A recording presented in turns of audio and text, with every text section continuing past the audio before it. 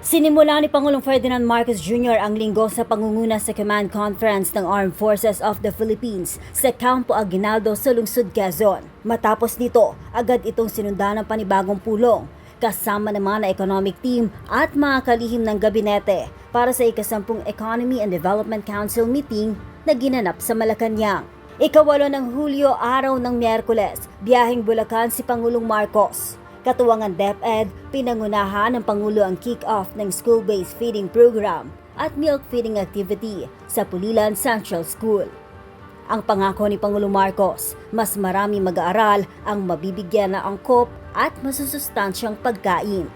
Matapos nito, pinangunahan ng Pangulo ang GOCC Day na ginanap sa palasyo.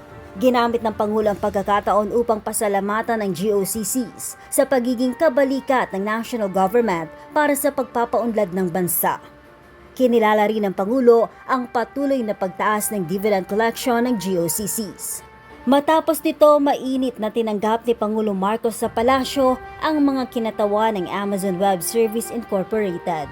Ika-9 ng Hulyo, pinasalamatan ni Pangulong Marcos si Korean Ambassador Lee Sang-hwa sa isang farewell call. Kinilala ng Pangulo ang papel ng ambahador sa pagpapatatag pa ng ugnayan ng Seoul at ng Maynila. Tinapos ng Pangulo ang Biyernes sa pangunguna sa diplomatic reception para sa 2016 Arbitral Award ng Pilipinas kaugnay sa claims ng China sa South China Sea. Dito nagpasalamat ang Pangulo sa lahat ng bansang nakasuporta sa Pilipinas at kapwa kumikilala sa Arbitral Award. At yan ang mga aktibidad ng Pangulo ngayong linggo. Katuwang ang PBS Public Affairs Division Team, ito si Raquel Bayan para sa Radyo Pilipinas, Radyo Publiko.